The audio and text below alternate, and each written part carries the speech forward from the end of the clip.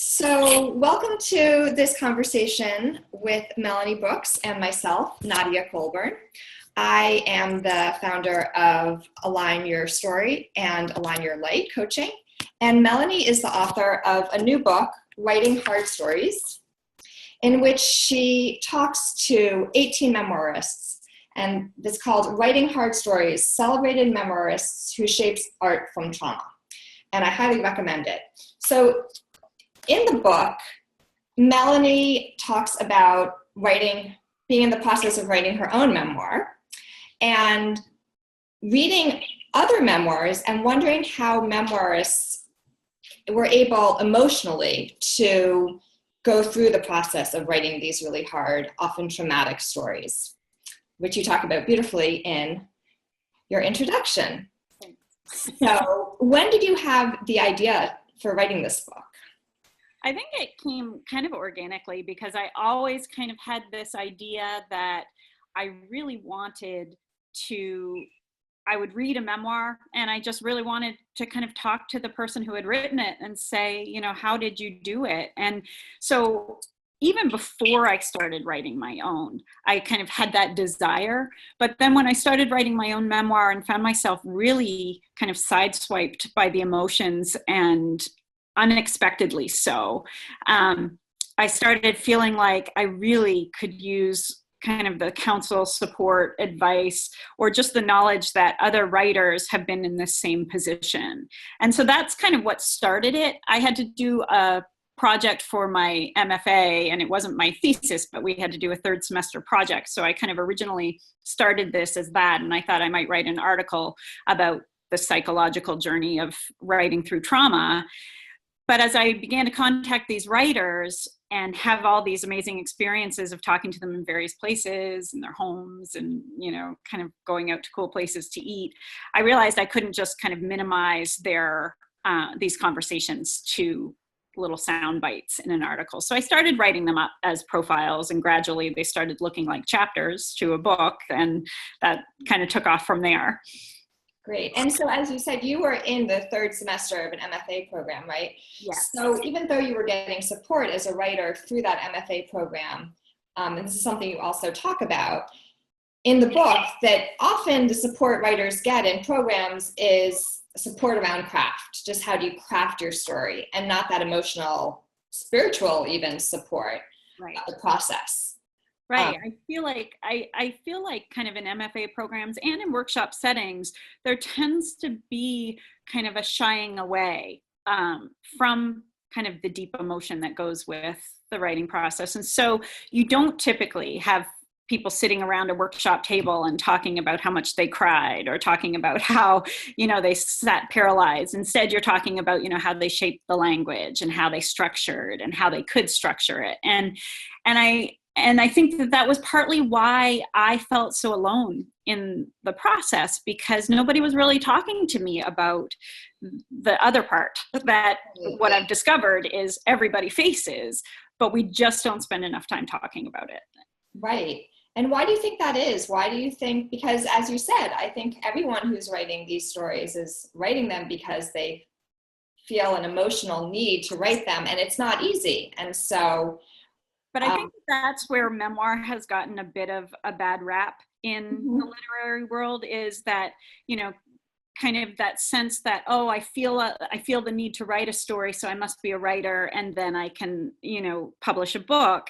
And I think what has happened is there's been some backlash against that not everybody who has a story to tell is necessarily an excellent writer who can write that story. And so we've kind of tread that line of, are we writing for therapy? Are we writing, in terms of kind of a catharsis thing? And ultimately what I've tried to do with this book is kind of push back against that narrative that, because I think that you can be an excellent writer, but you can also be writing from a therapeutic standpoint. You can be writing, with that pull and need to tell a story and still do it justice. And that's partly why, the title of my book is Shaping Art from Trauma. It's more than just writing the trauma. It's shaping it into something that opens space for readers to enter into too. Right. There almost seems to be a fear that you can't have both at the same time. It's Right. either therapeutic or well crafted. Right. And people have a hard time having it be both and. Right. But of course, there's a danger too in something that might be well crafted, but that isn't doing that emotional work. Right. Exactly. And Exactly. yeah. I mean, I think it's the same reason that therapy kind of has that strange, kind of stigma in our society, that I think there's that same feeling in the literary world that if something is emotionally wrought or something is emotionally weighty, that somehow that's dangerous in some way, or it's, we need to be careful with how much kind of emotional, kind of angst we put into our writing. But I think pretty much anybody who's read Memoir will say that the ones that they connect with are the ones where they feel like the author is being most authentic with their feelings and their emotions in the circumstance. So Yeah. So let's talk a little bit about some of the people that you interviewed. Sure. And does any one particular interview stand out after you interviewed all these 18 people? Well, it was funny because they all kind of stand out for different reasons. Mm-hmm. I wouldn't say that there's one interview that's my favorite versus other ones, because each one was such a different and unique experience.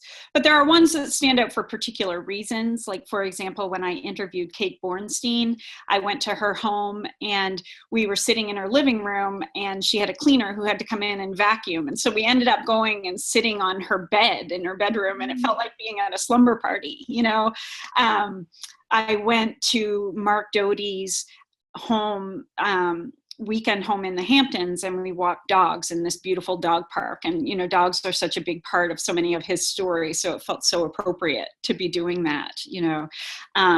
Marianne Leone invited me to her home. And so I was able to see her son Jesse's room, and I was able to see where he had lived and the life that they had had with him. So just, so there's all of those kind of different experiences that felt unique, but stand out, like I said, for different reasons. But I wouldn't say that there was one that was more of a favorite than another. Yeah.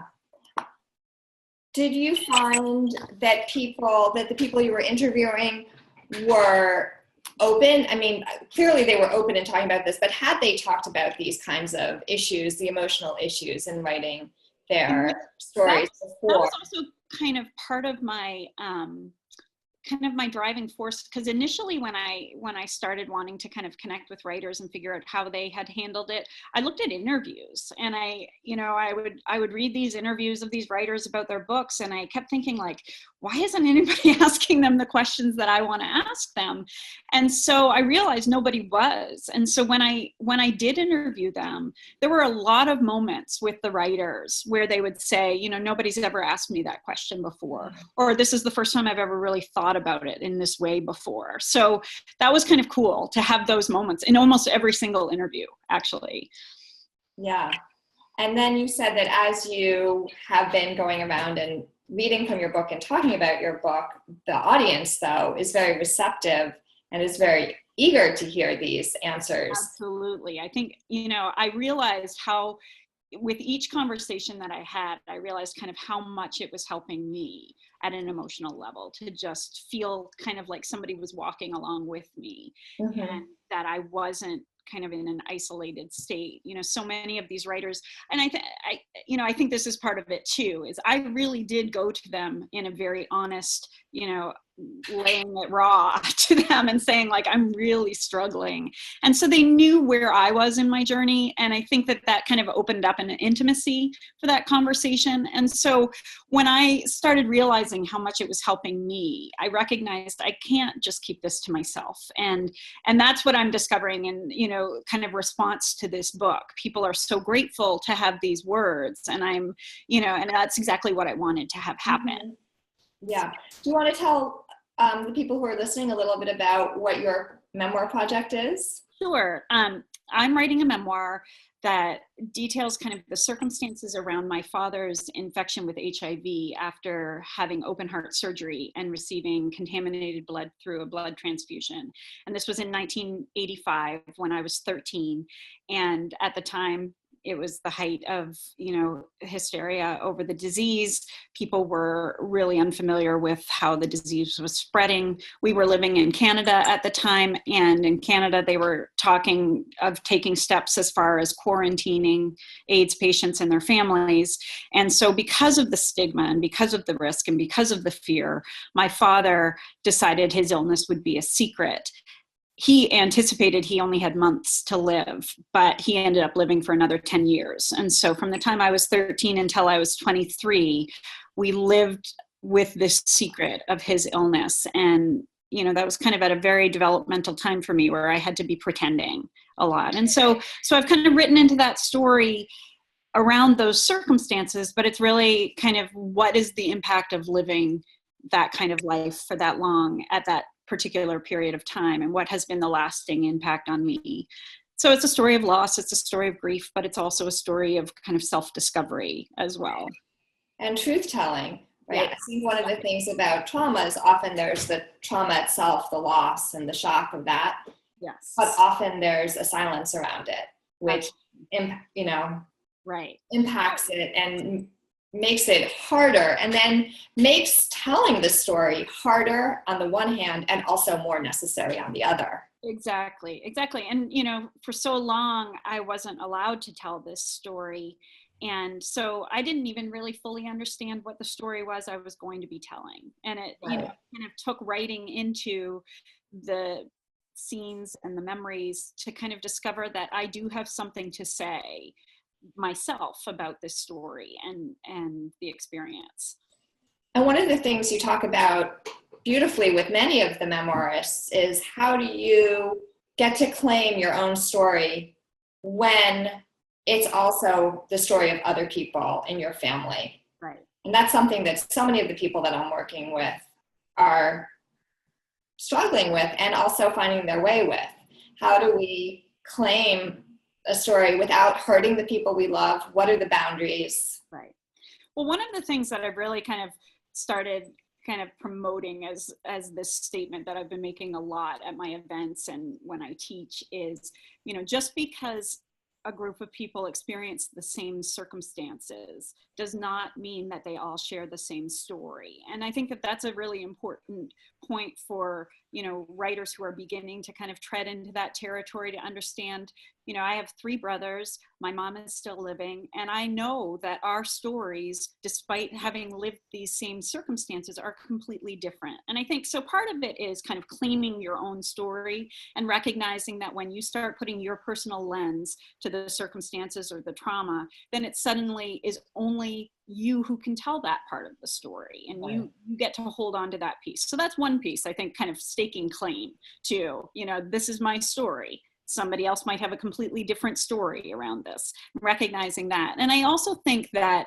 I have really struggled kind of with the family dynamic, just understanding how much of this story can I tell without really treading on other people's stories. And so it was really helpful for me to talk to a number of these writers. And I think it was Andre de Beus III who gave me kind of the best advice. And it was advice that he had been given by actually the writer Richard Russo, who talked to him about the fact that as long as you are kind of thinking about your intention when you're entering into this, like your intention is not to hurt anyone. Your intention is not to be vengeful or to be writing this as a weapon in a sense, and if you can kind of go into it with pure intentions that your goal is just to get at the truth of the story, then I think that that's really helpful. And he also talked about the fact that he decided that he was never going to write about anybody else's experience in the story insofar as it didn't intersect with his own, so as long as it intersected with his experience, he could write about it, but he would never try to write about what his mother was doing or one of his sisters was doing when he wasn't present for that. And so I've tried to kind of follow that as well. But I also think that at some point we do, kind of in staking claim to the story, we're also kind of saying we have a voice.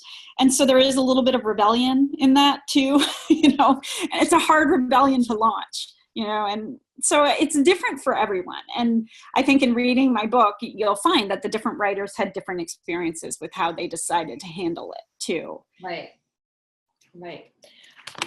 I want to get back to something you said about emotion, because I think that's really important.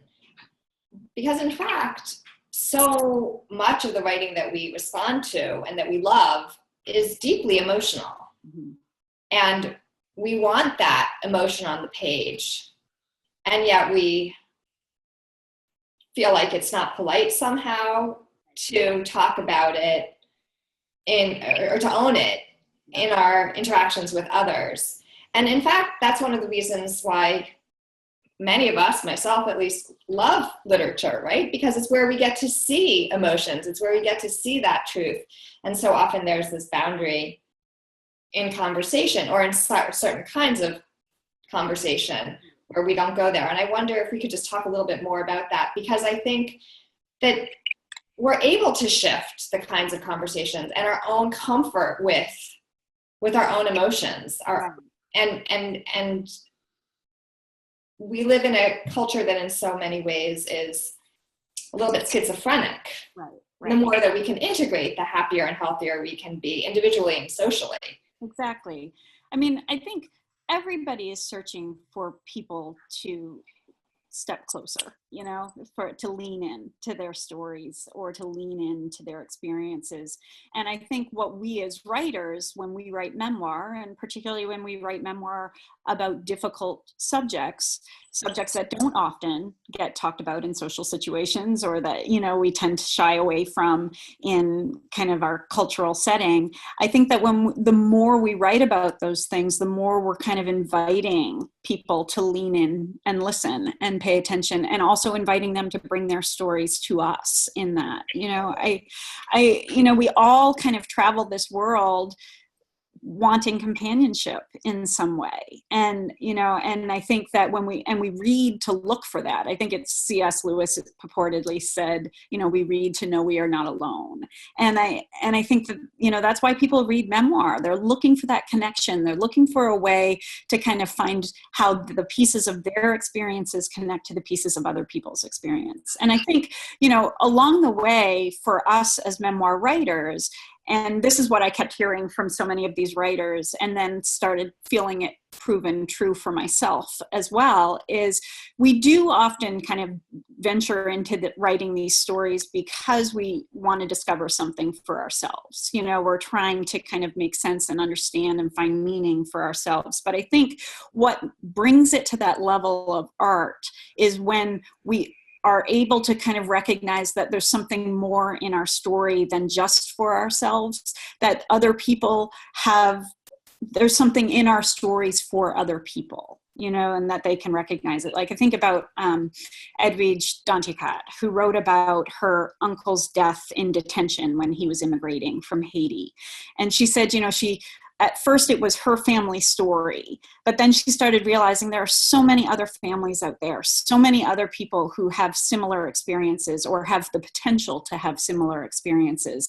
And that maybe by writing about it, I can help those families, you know? And I think that's kind of what I started thinking about with my story. You know, there's a lot of grief in my story, but if I can, you know, kind of talk about how I've coped with that grief, if I can talk about, you know, kind of that grief in a realistic way, then others who are grieving maybe will feel more comfortable talking about that. Right. You know? And it's that capacity for helping others, for identifying with others, and for building empathy, right? Which is one of the things that literature can do so well. Absolutely. And still, I think as a culture, sometimes, you know, we see in the classroom, some still discomfort with that, so that you can write on the page about the process and about crying, right, but then there's a barrier and you don't kind of reach over to the person and say, how are you doing? Right. What are the tools for coping with this? Absolutely. So that sometimes that empathy isn't, that the work of empathy that literature does, I think you're helping create that connection so that we can make it even stronger and bring it into the classroom and bring it between the people who are writing these stories, so that we're not somehow ashamed of these emotions, right? There's this still kind of taboo around emotion and shame, and as if it's somehow not quote unquote serious. Right. Well, I think so. And I think, yeah, or there's a weakness in it, right? Somehow, maybe you're not equipped to write if you're going to cry about it. Like that's also, there's a real gendering. Right. Because men are authors.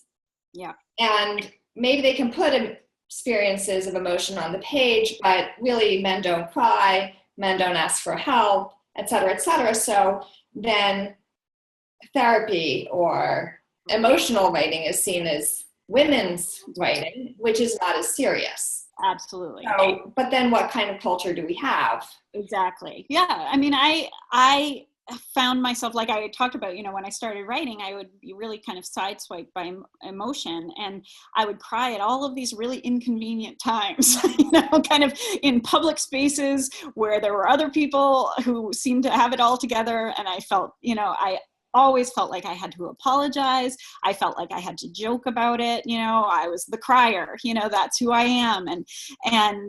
And I realized kind of along the way, like, I'm tired of apologizing for having real emotion. I'm tired of feeling like there's something wrong with that. When in fact, I think that when we can kind of access those emotions, and this sounds a little therapeutic, but, or therapy-ish, but when we can access those emotions, I think we have a better capacity to help other people access their emotions too. Right. It kind of builds that opening. Well, I mean, what is wrong with it being therapeutic? Well, right, exactly. See, I'm doing it right now. Yeah, I mean, exactly. It can be both, right? And Right. often I think it can be even better if it's doing both, because what is, if you're talking about intention, what's the intention behind writing this piece? Yeah. Perhaps the intention is, in fact, to heal and to present the capacity for healing and for greater understanding and for more growth individually and socially through our writing. Yeah.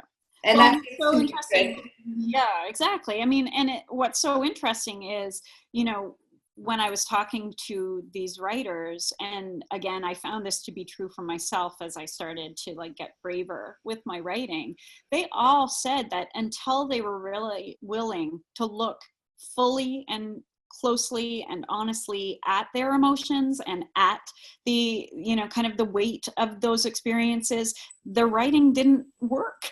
It kind of stunk on the page. And, I look back at some of the writing that I did initially, where I was very guarded with my emotions, and I was doing everything I had been taught to do, which is presenting a good face. And, and the writing might be, language-wise nice, but it has no kind of depth and it has no kind of resonance on the page. And it's not until I was willing to kind of take that deep dive and, fully immerse myself in the moment, in the memory, in the emotion, that the writing kind of took that more artistic shape too. Right. And I'm thinking also of people like Hemingway, who says, you have to bleed on the page. Right.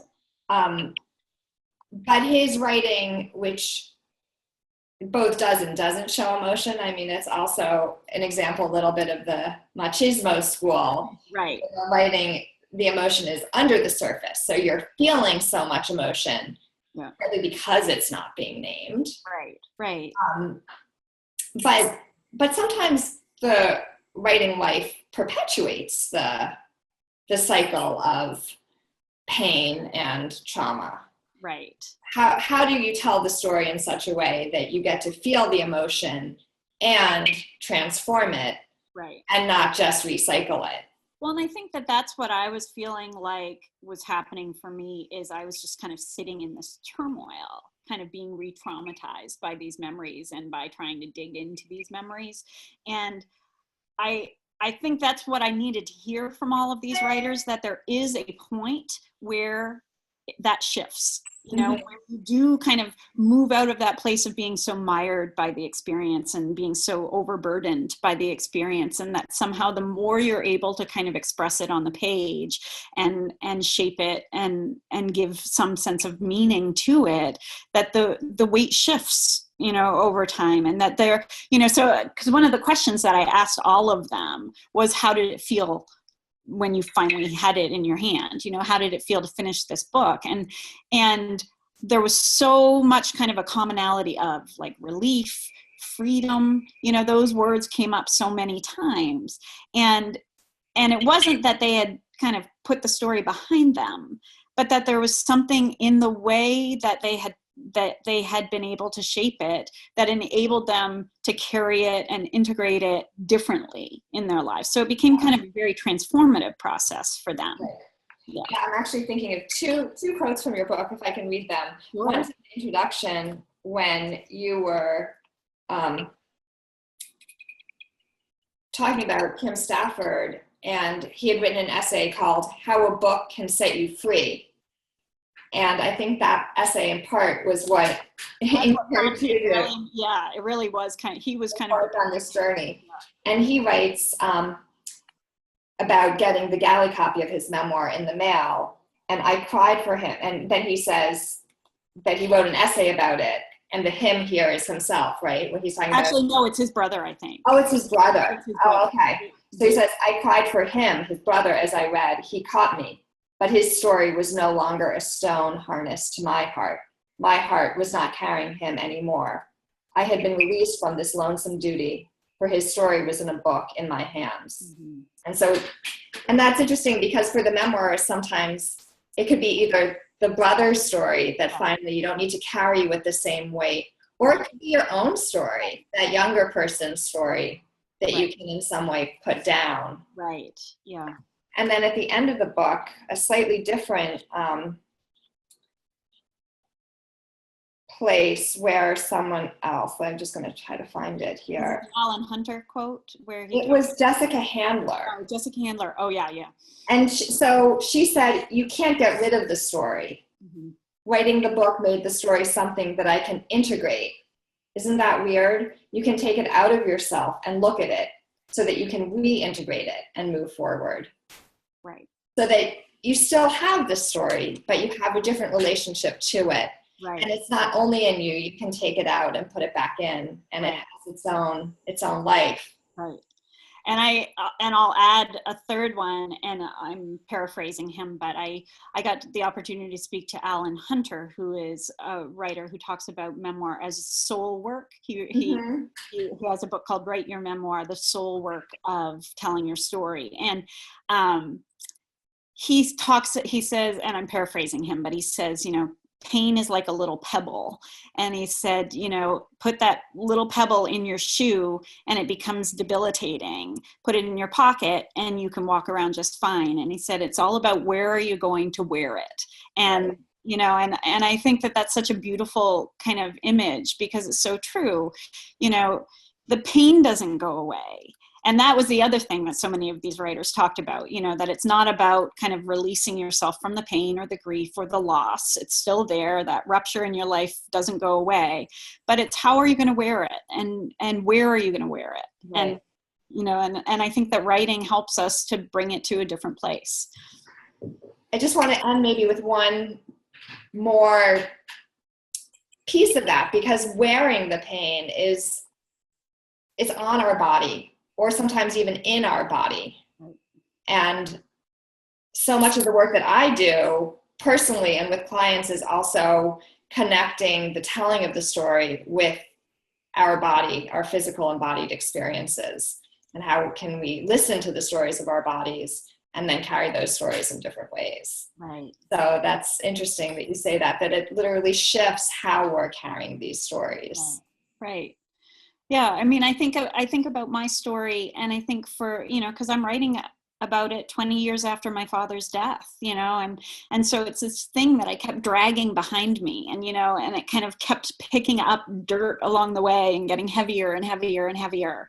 And it wasn't until I stopped, turned around and started looking at it that I was able to kind of start dismantling that burden. So. And it's a long process, as many of the writers here talk about. Often it takes a decade to get the book out or longer. Right. So for the writers who are listening to the conversation, keep going. Absolutely. It's a worthy, important process. Yeah. And the bumps along the journey are part of the journey itself. Absolutely. Right. Right. That's how we grow and learn. You know, and take heart from these 18 memoirists that I talked to. Take heart from me, who was at a very different place when I started that journey of talking to those writers than I am now. You know, that you do move to a different place, that you will find yourself on the other side at some point, you know. Right. And that in owning and writing and speaking your story, that's not a selfish act. You do it for other people and allow other people to do the same. Right. Richard Hoffman talks about it as if we don't look at writing as a communal act, then we're not really, you know, giving writing its full due. Right. Right. Well, thank you so much. This is important work you're doing. Well, thank you. Thank you for sharing so many of these writers' stories and asking these important questions. Thank you. It was a pleasure. I look forward to reading your memoir. Thanks, Nadia. You're welcome.